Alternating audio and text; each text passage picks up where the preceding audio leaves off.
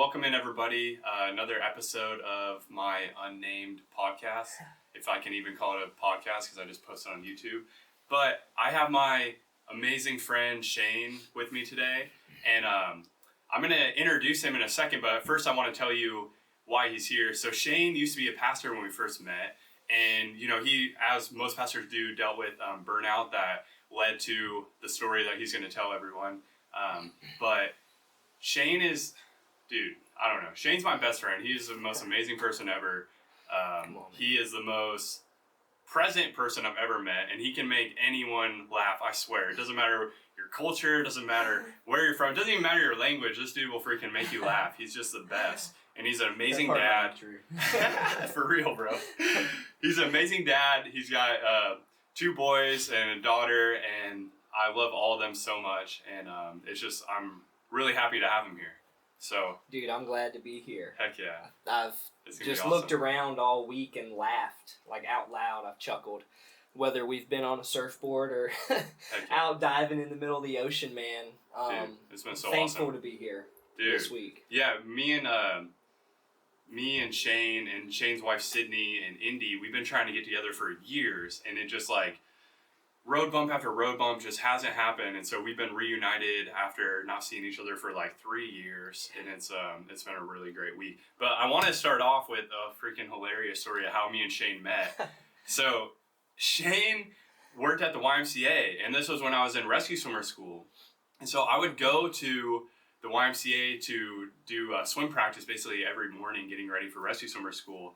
And I remember I saw him a couple times. We never really sparked up a conversation, but one time I was in the locker room, and I had just hit rock bottom because I had got hurt in rescue swimmer school. I was training to go back, and I hear some worship music coming out of the bathroom. I'm like, what the heck? It was like blaring. I'm like, somebody's bold, like somebody's bold in here playing some praise. And so anyway, Shane pops out, puts a towel on. I'm telling the story. I'm not going to let him because he'd probably like get into too much detail or something, but so Shane pops out of the bathroom. I'm like, hey man, like we just got kind of talking.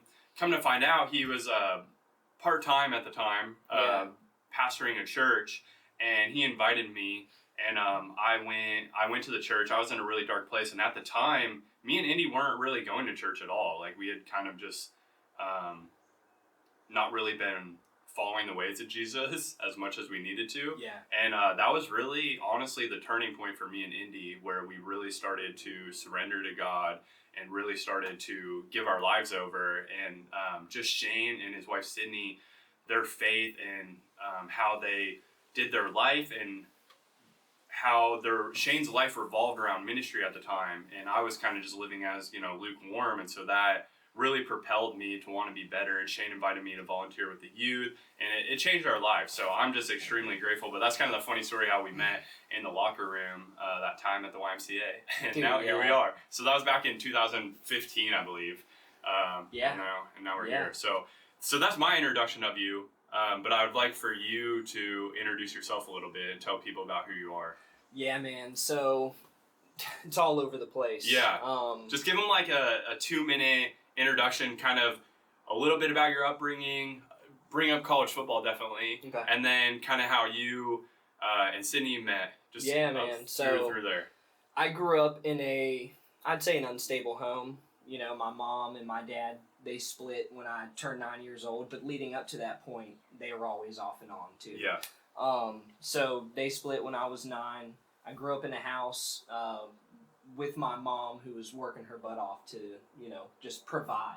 My dad was still in the picture, which was great. He actually lived close by, so I got to spend a lot of time with him.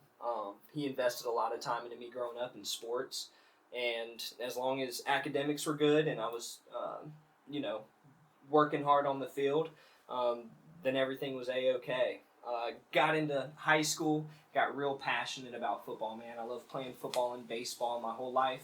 I got real passionate about football in high school and really kicked into another level as far as my drive and whatnot, man. And it gave me the opportunity to play football in college. Heck yeah. So I went on. This dude can throw a spiral. Played on his flag football team. I'm a has-been now, man. No, bro. He still got it. So, yeah, I'm a dad, though. I'm a dad. Got the sun routes. Yeah. But got into college. My head was this big. I'd worked my butt off to get there, but I still had to work, man. I got to that next level, and it was tough. But throughout that journey, because of my upbringing, because of the, security imbalance, I dove into drugs, dove into alcohol, dove into women, anything that I could feel the pleasure that I was craving, I dove into it. And I thought that I enjoyed it. Well, going into my sophomore year, I earned the starting position. I played quarterback at Westland, and 2 days before camp, I broke my leg. I was dating Sydney at the time, who's my wife now, and that changed everything, dude. A buddy on the team gave me a Bible, started going to I was at college a couple hours away from home, didn't know a soul outside of the campus, started going to a church across the street, and that changed everything for me, man. And it's amazing how God uses those rock bottoms, because I think that's why we connected so much, was you had already gone through that, where it was like your whole life, and then you you submitted yourself to God for the first time. Mine was kind of different because I knew about church and kind of grew up in the Baptist church, and then when I had everything at Rescue Swimmer, and it felt like my whole life was ripped out from underneath me, which is similar to your situation in football. And that God has just such an amazing way of like using those rock bottoms to like bring us and point us towards Him. That was everything for me, because from that point, like I said, I dove into the Bible, I dove into the Word, and I really started taking everything else serious around me. My grades, study hall, my relationship with Sydney. Had that not happened, there's no telling if I would have went off to school and things wouldn't have worked out between us. Because and that's the other similarity of us. Where our wife saved us. Our wife saved us for real. Man. We're blessed. So now, shoot, that was 2011. Mm-hmm. It's 2022 now. We've got 3 kids. Tatum's going to be 9 this year. Brooks is going to be 5, and then our little girl Ivy just turned 1. So they are the center of our attention. We definitely do things like coming to Hawaii together, kid-free, to work on our relationship. But we put a lot of energy and engage in our relationships with our kids, man. Heck yeah, man. Yeah. Dude, no, you guys are awesome. I look up to you guys so much with how you parent and everything. Don't say that, man. It's amazing. The struggle's real behind the scenes. Yeah. Don't let any social media fool you. Nobody. Kids are tough. Dude, so I want to get right into it, to be honest. Like, you shared a little bit about your background, but I think why most people are going to be tuning in are probably going to be pastors or someone that's potentially interested in coaching, or somebody that just has some kind of, is in ministry at some point in their life. Yeah. And so I want to run over a couple of these statistics real quick that I pulled for Shepherding Wellness, and I want to see how many of them you would say apply to you when you're in ministry. Yeah, see, so I've not even seen these numbers yet, so I'm curious. Okay, well, before we do that, tell us how you got into ministry. Yeah, so all of that happened in college. A year later, I moved home and finished my degree at Elizabeth City State University. And when I finished my degree there, we started getting serious in our relationship. And Sydney looked at me one day and she said, if we're going to do this, we're going to go to church. We're going to do it right. And, dude, I was in love. So I was like, let's do it. Yeah. We went to church. We went to a church in Elizabeth City. And we fell in love with the community aspect of it, man. We fell in love with the people. And from there, we got involved in mission work. We started volunteering a little bit. And that was really the spark that got me focused on the right things. I went over to Ecuador, and I went in with all the wrong intentions. I was going because Sydney and her family was going. It was an opportunity to just be there, and it completely changed my life, dude.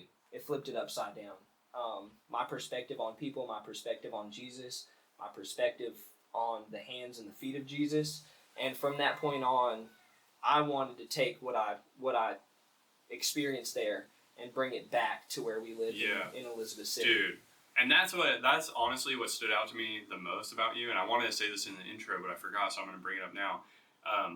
The reason I was so attracted to Shane was he was boots on the ground, the ministry, and I had never experienced that because I grew up in the Bible Belt, and it was kind of you go to church on Sunday, and then Monday through Saturday, you're just doing whatever you want, but you were walking the walk every day, and no matter what you did, whether it be to stand together, which was a group that Shane started that was it was so cool. It just brought together different people of different ethnicities, and we would go and we'd serve the community. And Yeah. I remember one time, Racial division. yeah, one of the coolest things, because you went to, it was a historically black college, right? Yeah. And you were like the only white guy on the football team. Yeah, there was 3 of us. Yeah. Yep. And so that's something Shane, it's always been so close to Shane's heart. It's just bridging the divide. And Elizabeth City, the town that we met, it was a pretty racially divided town as far as there's a lot of military and white people moving in with a little more money. And then the college that is in Elizabeth City, I believe, has the lowest rate of tuition. That's like a accredited school. Yeah. It's a historically black college. And so there was just a lot of, this was well before the BLM movement during COVID and everything. And Shane was just ahead of the times and trying to bridge that gap. And it was when the Charlottesville, Virginia statue conflict, came about, man. And I saw that, and I saw where we were as a city. And I was like, this isn't going to be good if this happens in our backyard. Yeah. So it was an opportunity to bridge the gap between, because Sunday is the most segregated day of the week. Yeah. You've got your white churches, you've got your black churches, and we can go into different ethnicities. But where we're from in the South, that's what you have. And I knew that if something were to happen here, I had really good relationships with some pastors on the other side, if you want to say that, in the black community. And man, we got together, and it was cool because we had hard conversations. Dude, we had hard conversations were amazing. About what's going on in the country as far as the police. We had hard conversations about what's going on in our community, but we were also able to serve. Man, there was a guy who lost his house in a fire, and the barber. Yeah, we came together, man, and helped fund. Yeah. Him rebuilding his life. Yep. So that was awesome. Probably 20 to 30 men from the community, all different ethnicities, all different social classes, coming together, buying gift cards, raising money, and this barber, his whole house burned down. He lost everything. And I think we met him it was fresh. It was a fresh wound to him. Oh, dude, yeah, we popped up in his barbershop. He was cutting hair, and he had no idea we were coming. Mm-hmm. Yeah, and we prayed for him, and it was awesome. And that was just extremely life changing for me, just to see someone in ministry actually doing the work of Jesus and being able to see the fruit, the fruit of the Spirit actually being lived out. And it was life changing for me. Yeah. And it's it's easy to forget about those things, man, when you get into the thick of things in ministry. So elaborate on that a little more. Let's forget about where the direction I wanted to go with the statistics. I can bring that up later. While we're flowing here and we talked about the ministry, what is it that kind of took the spotlight off that for you and put it in a different direction? So going into ministry, what brought me even into that mindset of wanting to pursue this was genuinely from a pure heart. I'd lived a crazy lifestyle, but I was at a point in my life where, I wanted to settle down and start having kids. And I experienced this in South America. We came back to the States and really started implementing it, man. But I had a pure heart. My heart was for the people. And throughout my time in ministry, that slowly started to change. It began at a place of spirituality and impact and life change and being the hands and feet. And it turned into doing everything you can to push this event out and get as many people as you can there. Or do as much as you can to make sure that Sunday is as good as it can be, which is great because, that's why we're there. But when you get into that daily grind, it's easy to forget about those moments like that, man. And what actually brought you into it in the first place. Yeah, that's why we do what we do. Yeah. So what did that start to look like? And do you remember a shift, or was it one day you just kind of woke up and were like, man, I kind of lost what brought me into this? That. I woke up one morning. It's actually a crazy story, but I've never dealt with anxiety in my life. I've always been the happy-go-lucky, fly by the seat of my pants, stay very optimistic. Yeah. And I woke up one morning and I realized what my time in ministry had done to who I was. I began to become pessimistic and cynical in certain ways. And that was a realization that I woke up to, and I was like, holy cow. I woke up to a realization that I'm on a daily grind right now, just staying steadily anxious. I started having anxiety attacks. I started meditating, really. I really got into meditation, Sydney and I did. And I had to start practicing some things to kind of just started going to therapy. I started going to therapy every week to kind of offload what was being put on my shoulders from people that had expectations of me, because I was on this pedestal, even though I was on the same level as they were, if not lower, because we were trying to serve. Yeah. So man. Would you believe this stat to be true? 80% of pastors believe their ministry has a negative effect on their families. I experienced that, for sure. Can you elaborate a little bit? Yeah, Sydney and I would have conversations sometimes, man, where whether it was the demand that I had or phone calls that popped up late at night, whether it was from teenagers or people that I was working through certain things with in their own life, but even just weekends. And don't get me wrong, man, there's a lot of flexibility when you're a pastor. There are a lot of great things, but for some reason there is something that it does to the family dynamic. So the importance of making sure that your ministry at home is stronger and just as strong as any other ministry that you're serving in is by far the most important thing you can do, man, because when you get caught in that daily grind and that loop, it's easy to have all of your time and energy there. I found myself at home on a Friday or a Saturday, and I've got to preach on Sunday, and that's all I can think about. And I start getting anxious. What are they going to think? Am I going to have an impact on people? So something that's happening on Sunday is having an impact on me playing in the yard with my kids on Saturday. And I got into meditation because I really had to learn how to live in the moment. Yeah. I had to breathe about it and really put myself, be content, be here, tomorrow will come.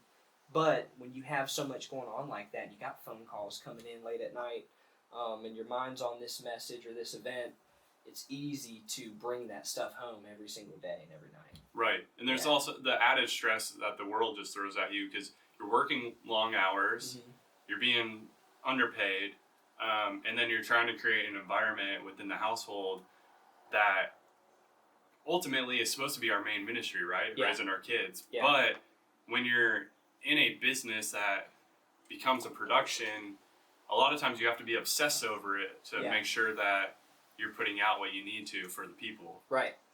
That's you. Yeah, you are, because the church environment that I worked in, and I'm sure a lot are the same, because it's a volunteer organization at the end of the day. But the church that I was in, it just wasn't. I wasn't just focused on student ministry.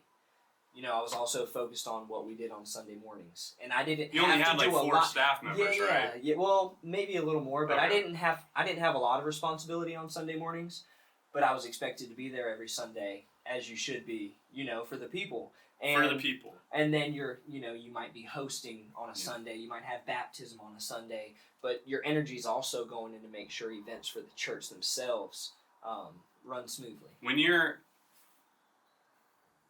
you're, for lack of a better term, on a pedestal like that, you have to be emotionally available whenever called upon. Yeah. And that's just expected, right? Yeah. And is that something you experience? Oh, for sure. For sure, man. Whether it was a student reaching out to me late at night, running into somebody at a coffee shop that just wants to go ahead and vent. You could be in the middle of doing whatever, typing up a message, writing a letter, and you do have to be emotionally available. And that was another thing that started to weigh on me over time, because we lived in a small town. And when you're in a small town, you know everybody everywhere you go. So if you're sitting in a coffee shop and, you're bound to have 4 or 5 conversations within an hour before you're out of there. How did you manage that stress at the time? I know that we've had conversations, and you would have managed the stress differently now, but just for the purpose of this conversation and for the audience, how did you manage it? So early on, you brought up therapy. I had to start going to therapy to offload and just talk myself. I started meditating. That was huge. But I wish that I would have had these tools and these opportunities, or I wish I would have pursued them a lot earlier than I actually did. I think by the time I got there, I was just mentally and emotionally spent. So and you it were, was reflecting at home. And yeah. Sundays used to be my favorite day of the week because Sundays meant fellowship, and Sunday became a day that I absolutely dreaded. What were some things that you felt were missing? I have a statistic here, and I know you didn't go to seminary, Yeah. but I think it's 63% of pastors feel inadequately. They have an inadequate number of tools in their tool belt to perform the duties necessary in ministry. Mm-hmm. I know you didn't go to seminary or Bible school, but what were some of those tools that you feel were missing from your arsenal? The tools, we're given a lot of tools to do our job. There's conferences and there's, material that you can read and training and stuff like that. But what I found was missing was everything that needed to happen behind the scenes, man. We were a church of standing on the stage and talking about community and talking about family and talking about relationships and trust and all these things.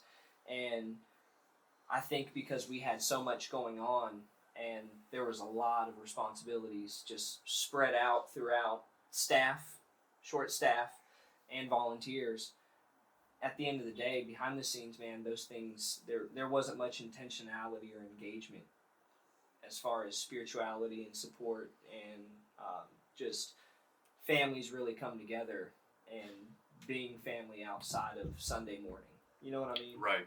So that had a huge impact. So when we read about the first century church, and Paul going to Philippi, and you read about these people meeting inside the home, and no one, Jesus talked about no one within the community going hungry, no one going unclothed. Why do you think it is that we've gotten so far from that? Busyness, man. I think busyness, trying to do too much. When we left the church, it's had a huge impact on us. We've attended a couple of churches and we're trying to find a church home. We're still trying to find a church home. We recently moved up to Richmond, Virginia 7 months ago and for work. And we're trying to find a church home, but we have all this baggage with us and this view on church and church leadership, and it's caused us to kind of retreat some. Mm-hmm. So I think the busyness and the distractions and everything that we're trying to run towards kind of blinds us and causes us to forget the small things, the simple things, the things that got us there. When you see all this flashy stuff, you forget about the behind the scenes, hard conversations and accountability and bringing families together to deal with whatever it is that you have going on at the time. So that's clothing, that's feeding, that's shelter. We as a society are so busy now and don't know how to live in the moment. I'm guilty of it, man. I started meditating, I started doing all of those things, and now I'm in a place where I'm starting to surrender my life back to Christ because my family needs that. But I've got so much baggage that I'm trying to find my way. Right. Yeah. So as a shepherd and an overseer, all these things that are normal stressors to the world, it's almost amplified because there's another level that's required of you, right? To oversee the flock and to make sure everyone is in good standings and within good health. Do you believe that it could have been different had you been presented with the tools that you needed? Not just the tools that were presented. Obviously, you had pamphlets and you had reading material and all these things, but the church wasn't stewarding your family and making that a priority and making your health, Yeah. physical, mental, emotional. Yeah. Do you believe that things like might have been differently had that been? Oh, absolutely. Yeah. I remember having a conversation with my pastor one day, and I said, when I'm eating clean and I'm doing those little things right, I'm good. If you see me and I'm out of control and I'm eating everything in sight, really ask me how I'm doing, because all of those things are connected. Wow. And I definitely believe, had I had the right direction or the right guidance as far as emotional, spiritual, mental, my physical, that would have helped out tremendously, for sure. Yeah. Walk us through, just to shed a little light on, walk us through what it looked like when it was time to leave ministry. That was hard. Yeah. You loved it. I know you loved it, and you loved the kids. Dude, the kids loved him. My relationship with the families that I was serving is what kept me going every single day, because I didn't want to let them down. If there's one thing about my personality that's true, man, it's I don't like to disappoint people, and I kept driving and I kept pushing, even when I knew inside that, man, it's like, you're done for now. It's done. I kept going, and it was because of them. So yeah, it is amplified on a different level. It's not just going to a 9 to 5 and cutting it off when you get out. I mean, these are real people. These are real situations that you're in the midst of while you're dealing with everything that you've got going on with your family. And dude, my family, I mean, it's a Jerry Springer show. It's the Jerry Springer finale. So not my family, but my extended. Yeah. So it's a lot to carry, for sure. Yeah, it is. Do you? Oh, I didn't even answer your question, man. So exiting ministry. Mm-hmm. When I made that decision, I had a really hard conversation with Sydney, my wife. I had a hard conversation with my therapist, with a couple people, men in my life that I was really close with. And I knew I was done. I knew I was ready to walk away. I didn't have anything else set up. I didn't have a job lined up. I didn't have a next step. But I knew that I was done, and I was doing a disservice to every single person around me, whether it's the families I'm serving or the people that I'm working with at the church, if I'm not fully invested, because everybody there was fully invested. So I had a hard conversation with my pastor, and I told him how I was feeling, and I told him, I was like, I'm done. I started with this pure heart. The curtains were kind of drawn back on ministry. I saw where I stood in it and where I started and where I got. And I said, I can't do this for the rest of my life. Those were my exact words. I don't want to do this for the rest of my life. I want to serve people. I want to have an impact. But serving in a church, it's not for me, and I realized that. It wasn't received well when I had that hard conversation, as to be expected. There was some turnover before me, and it was a surprise to everybody. So people were kind of wondering, like, what happened? What's going on with Shane? When really, I've been internalizing and dealing and struggling with this stuff along with my wife by my side for a long time before I even had this conversation. So you said you said in there that you pushed through, that you realized those negative traits, the cynicism and kind of the unhealthy eating habits and the negativity kind of rising in you, but you pushed through for the people. Yeah. Do you think, and then what you explained, what you experienced, why you just had to leave, I feel like is the far extremes of pastor burnout. Cliche term that gets thrown around a lot, but that's what there's no other way to put it. That was pastor burnout that you experienced. Do you believe that you pushing through for that time period set you back in your ability to heal from? Oh, absolutely, man. Pushing through caused me to bottle everything up. Yeah. You know what I mean? I was meeting with my therapist, but at the end of the day, wearing a smile on your face every single day, that's bottling stuff up when you don't want to smile. So yeah, I did push through, and I know, without a doubt, had I had the right tools early on, pushing through would have been a lot healthier, because it set me back in a way on my personal journey. And it set me back in my own reading and how I was seeing scripture and how I was hearing from God and how I was interpreting conversations with people around me. You know, it was having an impact on my life because it was subconsciously there every day. So, yeah, it definitely held me back. What were some of the negative side effects that it had on your family? You've talked about yourself, and internally it affected your ability to be present when you wanted to, feeling distracted, feeling, you know, you have a sermon coming up on Sunday and starting, you know, Thursday night, it's all you can think about. Distracted, anxious. So how do you think that affected the family? Oh, I mean, when you're distracted, you know, it's never good.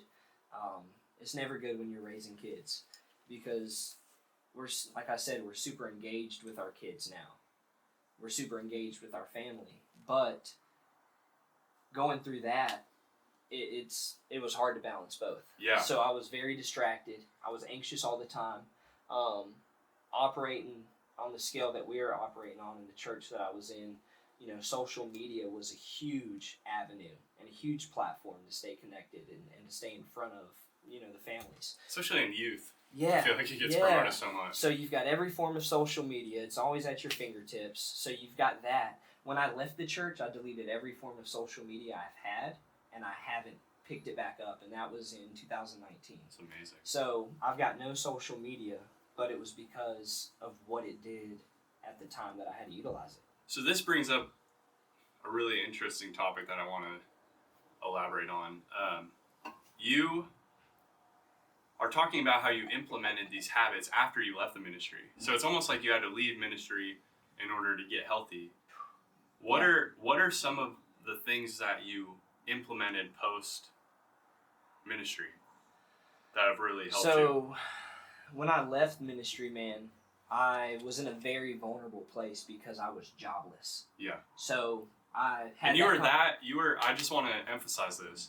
You were that burnt out that you didn't even have a job set up, and you just knew you had to get out with a family to at save home. yourself and with save a your family at home. Yeah. Yeah. So. And a newborn. You don't do that. Yeah. You know, people look at you like you're crazy when you do that. I had to do that. I got out. I was in a very vulnerable place. I had a good friend who owned a company, a sand company, but they do a lot of site work. They operate heavy equipment. And he pretty much said, you can work here for as long as you need to, and, you know, just keep going. And that's what I did.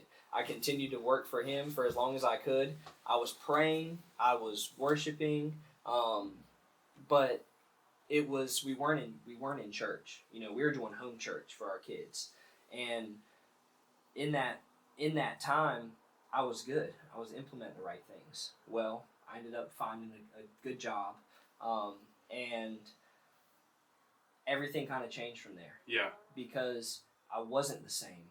It set me back. You know, before I was vulnerable looking for this job, I got this job. You know, the money started rolling in, the security started to roll in, and when that happened, and all of my baggage as far as church goes, dude, I didn't want to listen to worship music. I didn't want to hear a pastor talk. Like, I would get anxiety just seeing a pastor on stage because of the cynicism. You know what I mean? I would see him, and not good intentions. Yeah. You know, I think that everybody had their own intentions, their own agenda. So it set me back in that way, man, and I didn't really implement the right things once I got back out into the work field. And so you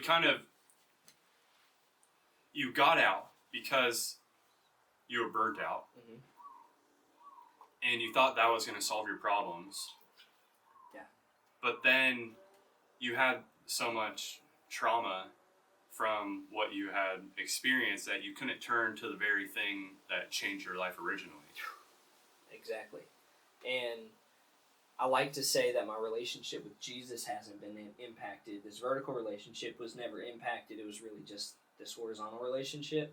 But I'd be lying if I said that, because my relationship and my walk with Christ definitely changed. Because part of being in relationship with Jesus is being his hands and feet, right? Yeah. Which is what attracted you to him in the first place when you were in Ecuador and your life kind of changed and you realized that you wanted to be in ministry. But from the way that society has painted the picture of ministry, you kind of didn't want a part of it. Right. And so it's been hard to find what it looks like for you outside of the church. Is that?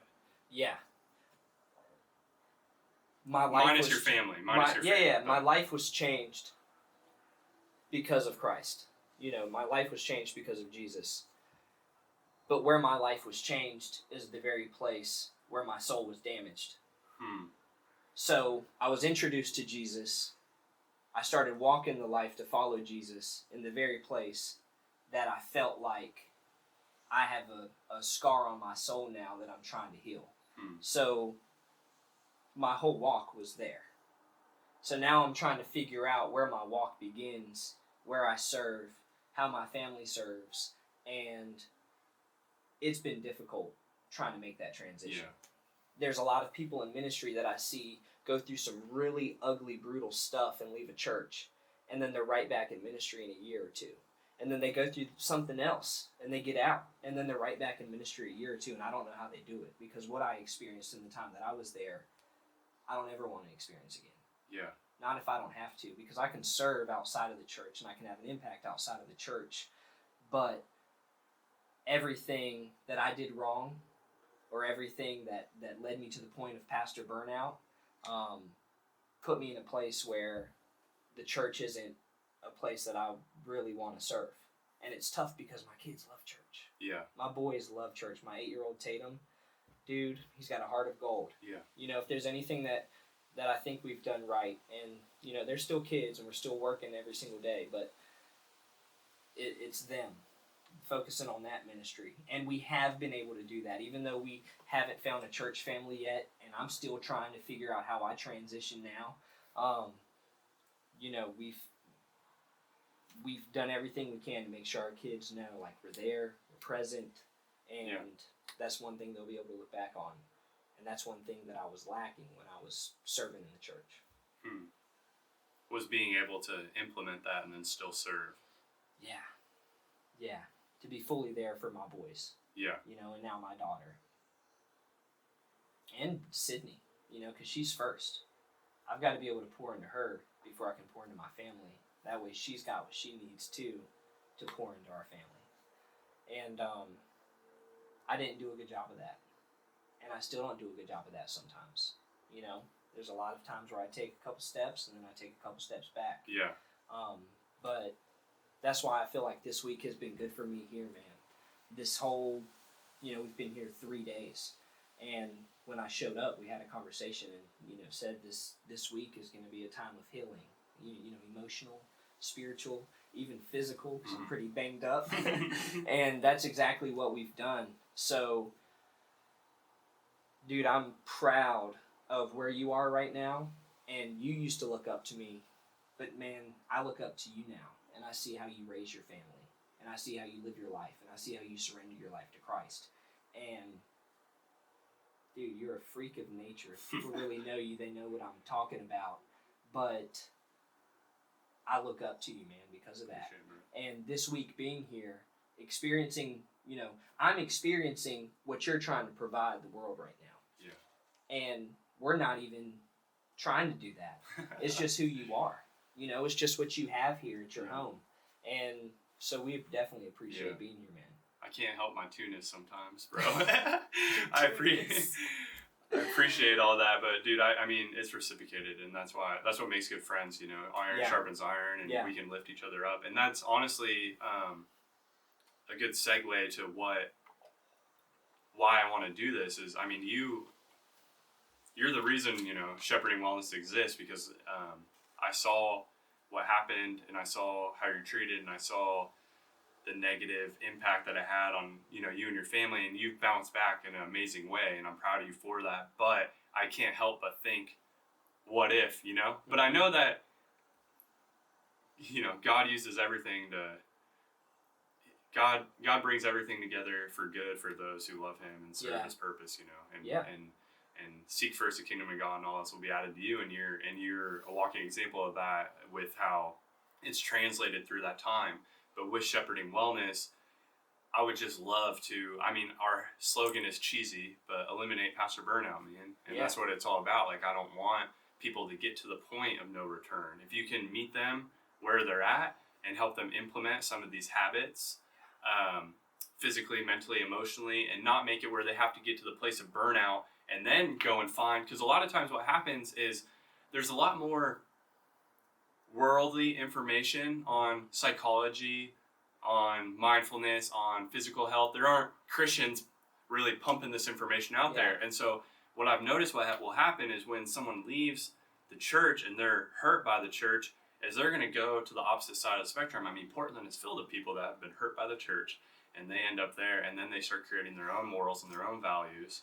And it's just, it's not a place you want to be. Dude, the church, the little C church, is what impacts everybody's relationship with Christ. Mm-hmm. It's never the big C, it's never God, it's never Jesus. It's the people. That's where it stands. Yeah. For believers and non-believers. Non-believers look at it and they say, I absolutely want nothing to do with that because my neighbor is a Christian and she's the meanest person I know. Or a pastor. Well, not the meanest person, but And then believers go through ugly stuff sometimes, and it's hard for them to bounce back, and then you're seeing this. Yeah. So, I mean, absolutely. We're seeing it so much, and I forgot the Hillsong pastor's name, but, that had that huge immoral falling out. Brian Houston? No, that's the lead guy. Oh, whatever. yeah. I forgot what his name is. There's a freaking documentary. Me and Indy watched it. Bieber's boy. Yeah, and it's so Carl sad. Lentz. Carl Lentz. Yeah.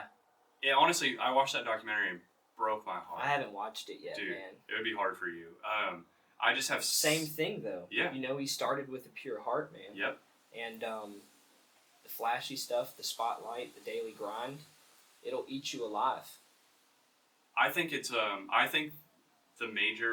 it's lonely at the top, and it's hard to find accountability at that level. It's hard to find someone that actually cares and that doesn't just want some sort of publicity or wants to be, buddy with the pastor for their own glory. And not every pastor's like that, man. The church that I served in, the pastor wasn't like that. It wasn't about flashy, and but it is lonely at the top. Yeah.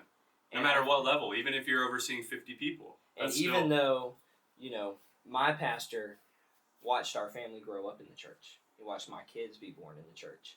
So, though we didn't have this relationship outside where our families were super engaged, I mean, he still pastored our family. Yeah. And when I decided to step away, it wasn't just Shane stepping away, it was Shane and his family stepping away. And that had happened time and time again before I even came around. So when you're in a situation where you're at the top, it's definitely lonely at the top when the families and the friends that you meet along the way are leaving. Yeah. It'll scar you. I think that's why Paul spoke, when he was in 2 Timothy when he wrote about the shepherds and the overseers, or it might have been 1 Timothy, I'm mixing it up. Yeah, I think so. Yeah, but he spotlighted, these certain issues that he wanted to highlight.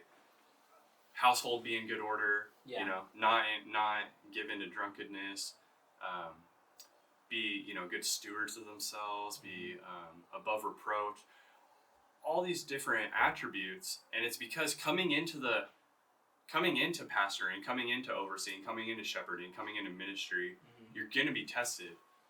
It's not a matter of if God tempts you. You already have a target. It's a matter of when. And dude, the arrows are coming from every direction, man. Every direction. So, and it was more clear when I decided to leave and when I left that the arrows were coming in every direction than it was when I was in the midst of it. Wow. I didn't even see the enemy. Yeah. I didn't feel the enemy. I didn't feel the attack. But when that realization hit me, that's my personality too. I bottle everything up. Yeah. I push it down, I suppress it, and I move on with a smile on my face. So after doing that for so long, taking blows from the enemy every single day, and maybe subconsciously knowing it, but not really thinking it through. We had a friend pray over us before I decided to leave. She came over to the house and prayed over us, and that's one thing that she said. She said, "I pray that you will build a hedge of protection around the Paris family as they transition out, and you won't let these arrows, damage or scar or things of that nature." Wow. Because it's real. Yeah, it really is. More when you're in ministry. Yeah. More, because the enemy is trying to do. If he can impact you, he can impact those families, and if he can impact those families, he's impacting generations to come. Wow. So that's what he's doing. Yep. It's not. I heard this sermon. Stephen Furtick. He was talking about open doors to the enemy. He was talking about when people say, and this is my last point that I want to make. I want to ask you a question after this, and then we'll wrap up. Okay. He talked about how people will say to him that they're being attacked or they're under attack by the enemy, and he'll say, "Hey, are you breathing?" Yeah. And they'll say, "Yeah, I'm breathing." And he's like, "Well, then you're going to be attacked. It's just a matter of what doors you left open." Right. How deep he's able to get in through those doors. Mm-hmm.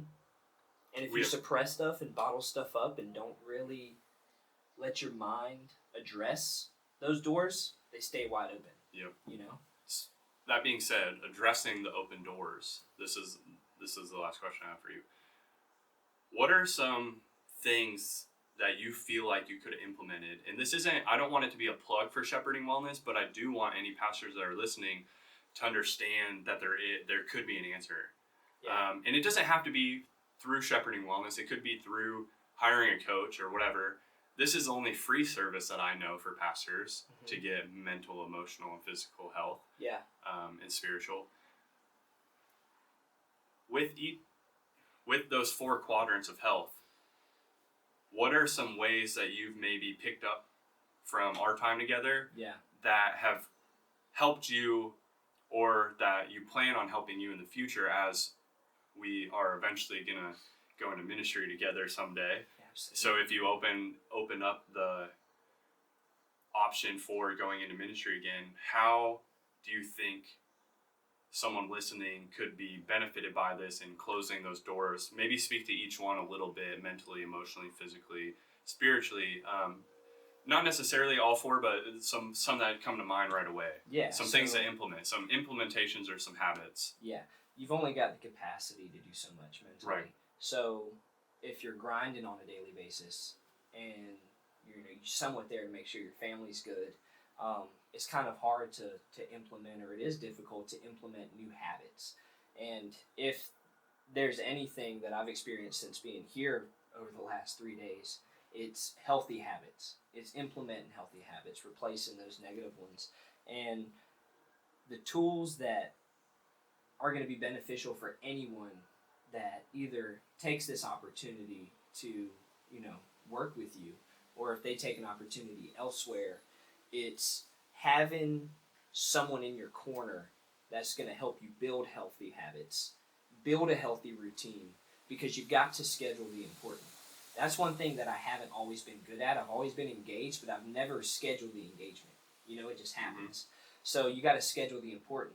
So if you're notching out time to work out, and you're notching out time to have quiet time and focus on yourself, and you're notching out all these different times and not really having an impact on your day, all you're doing is organizing your day and taking advantage of all the time that you have. But if you've got somebody in your corner that can point you in that direction and teach you the healthy habits so that you can take what you learned and go out and not necessarily rely on you anymore, you're just giving them the information that you've worked so hard to learn, and now you're addressing it, man. So I think just healthy habits, new routine, scheduling the important, somebody in your corner with a pure heart. I told you that I'm super cynical now in certain ways, and dude, if there's anybody that has a pure heart, pure intentions, always analyzing what people think about how you come across or what you post or how they're going to be impacted, it's you, man. So I think anybody would definitely change the trajectory of where they're heading in ministry if they had an opportunity like this. Wow, dude. I appreciate that. And it's a free service. Yeah. I mean, sometimes when you put free on something, you kind of depreciate the value. Right. So it's hard. But when you offer something free, you're putting it out there for people to take advantage of because it's what you believe, is going to help them. So I hope that people don't depreciate the value because it is a free service and they actually take it serious, even though there's not much skin in the game. Yeah. Yeah. No, man, that's definitely something I worried about with launching this because I've been a coach for a while and I've charged and I've realized when I used to charge less, people wouldn't take it as seriously. Yep. And they'd miss our check-ins and stuff. And then once I increased my prices, people were more inclined to make sure they're checking coaching in. Yeah. Is that market is crazy right now. Right. So any form of coaching. What I've experienced though is pastors, for the most part, pastors are aware of that and they understand. The pastors that I've worked with and coached, they understand the value of the service and they understand they need it. Because that's the thing. If you know you need it, then you're going to put in the time and the effort. But it's taking that step. Yep. There's always something holding us back, man. Mm-hmm. Whether it's time, whether it's energy, there's always something holding us back. But dude, if we care about our family enough, if we care about our ministry enough, if we care about the duration that we spend in ministry enough, then you've got to step over whatever's holding you back. Yeah, man.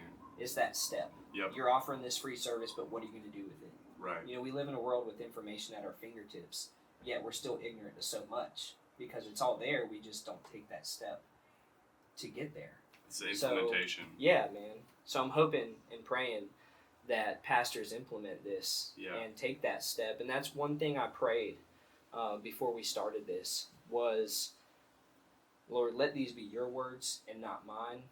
Because of where I've been and the place that I've been in, I need his words right now. Yeah. But I was praying that there was at least one pastor that would listen to this. And it would have, even if it was just one, if hundreds and thousands of people end up hearing this, I hope it's just one. Yeah. Because I know if it impacts one, it's going to impact his wife, it's going to impact his kids, it's going to impact their kids, their friends. It's just crazy how, it's Christianity at its core. Yeah. That's Christianity. So and I'm praying that's what happens here. Yeah. God only has one plan, to renew his kingdom and for Christ to come again, and it's through the church. Mm-hmm. There's no plan B. And so we got to get the church as healthy as we can. Yeah. And it starts with the shepherds and the overseers, and then it works through the congregations and their families. And so, yeah, man, that's what I'm praying over this. That's why our mission is end pastor burnout and unify the body of Christ, because that's what it's all about. Yep. You know what I mean? It starts at the top. So you can't move with an empty tank, man. Yeah, bro. All right, man. Well, last thing, I was about to ask how people could follow along with you, but this dude's been off social media forever. He's a monk. Yeah. Gosh, no.